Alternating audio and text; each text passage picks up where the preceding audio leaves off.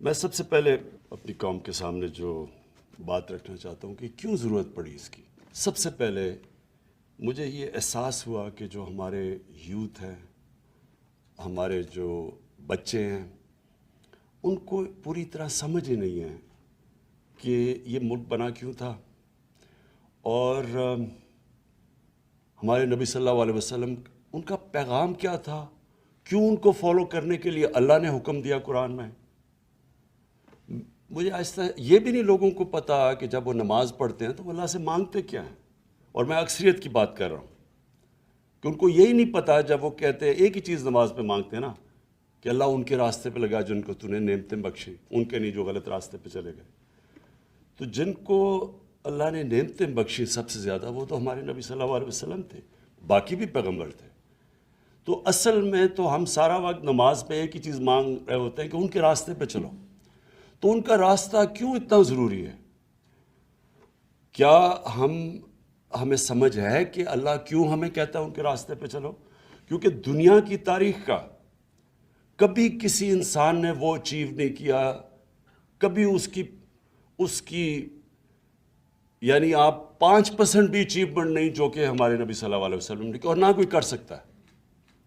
یہ جب 100 گریٹسٹ مین ان کے اوپر ایک کتاب ہے، پتہ نہیں اس کا کیا نام ہے، ہارٹ یا کچھ ہے، وہ نمبر 1 پہ ان کو کیوں رکھتا ہے؟ وہ تو مسلمان نہیں ہے، لیکن وہ اچیومنٹس پہ رکھتا ہے کہ کسی انسان نے وہ چیزیں اچیو نہیں کی. تو اللہ ہمیں کیوں کہتا ہے کہ ان کے راستے پہ چلو؟ ہماری بہتری کے لیے. جب وہ کہتا ہے کہ وہ 2 راستے آپ کے سامنے ہیں، ایک اللہ کی وہ راستے جس پہ اللہ نے نعمتیں بخشی ہیں، تو وہ جو راستہ ہے وہ آسان راستہ نہیں ہے، کیونکہ نبی صلی اللہ علیہ وسلم کا آسان راستہ نہیں تھا، لیکن وہ انسان کی عظمت کا راستہ تھا. تو مجھے احساس ہونا شروع ہوا بہت پہلے، پولیٹکس میں آنے سے بھی پہلے، کہ مجھے یہ احساس ہونا شروع ہوا کہ ہمیں کسی کو، میں نے جب کم از کم میں جب اسکول میں تھا تو میں نے جب پڑھا تو مجھے کبھی یہ چیزیں نہیں کسی نے بتائی. مجھے میری دینیات اور اسلامیات کی کلاس کے اندر مجھے کبھی یہ نہیں بتایا گیا کہ کیوں میں نبی صلی اللہ علیہ وسلم کے راستے پہ چلوں. پھر مجھے یہ بھی نہیں بتایا گیا کہ وہ ریاست مدینہ، وہ کیا اس کے کیا پرنسپلز تھے کہ ایک دم وہ لوگ جن کی حیثیت ہی کوئی نہیں تھی، دیکھتے دیکھتے 2 سپر پاورز ان کے سامنے گرتی ہیں اور دنیا کی امامت کرنا شروع کر دیتے ہیں. وہ کون سے پرنسپلز تھے؟ ہمیں تو سارا وقت جو بتایا گیا تھا کہ دیکھیں جی اگر آپ نے آگے بڑھنا ہے تو وہ برطانیہ، اور میں جب اسکول میں تھا تو نہیں ہمیں آزادی ملی تھی، تو ہمیں ابھی بھی ذہنی غلامی تھی کہ ان کے راستے پہ چلو. وہ دیکھو وہ جو انگریز ہے، جو ان کا سسٹم ہے، جو ویسٹ منسٹر ڈیموکریسی ہے، اس کے راستے پہ چلو اگر اوپر جانا ہے.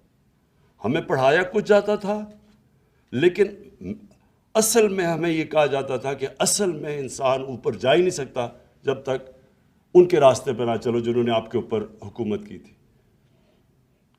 اور یہ سب سے بڑا مسئلہ ہے کہ ہمارے میں ایک ڈسکنیکٹ ہے.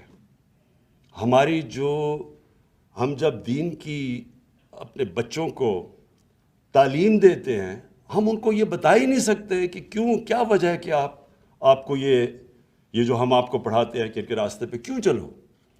تو دیکھیں، میں کوئی اسلامک اسکالر نہیں ہوں، میری تو اپنی زندگی سے سارے تجربہ ہوا ہے. میں تو اسلام کی طرف، دین کی طرف، اسلام تو خیر ہم پیدا اسلام میں ہوئے تھے، لیکن دین کی طرف سے تو میں اپنی زندگی کے تجربے سے آیا ہوں. اور وہ کیسے؟ کیونکہ مجھے 2 مختلف کلچرز کو میں نے اندر سے دیکھا. اپنے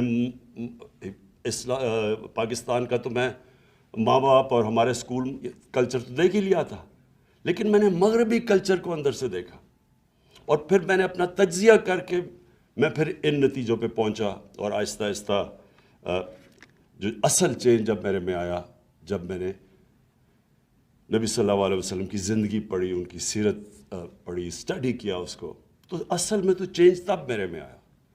تو میں یہ سمجھتا ہوں کہ جو ہم نے اپنے بچوں کو، اگر ہم نے صحیح تربیت دے دی اور صحیح معنی میں ان کو سیرت نبی، ان کو اسکول سے ان کو صرف بتا دیا کہ وہ ان کا راستہ کیا تھا، یہی اس قوم کو اوپر اٹھا دے گی، کیونکہ کوئی قوم جس کا کیریکٹر بڑا نہیں ہوتا وہ بڑی قوم نہیں بن سکتی۔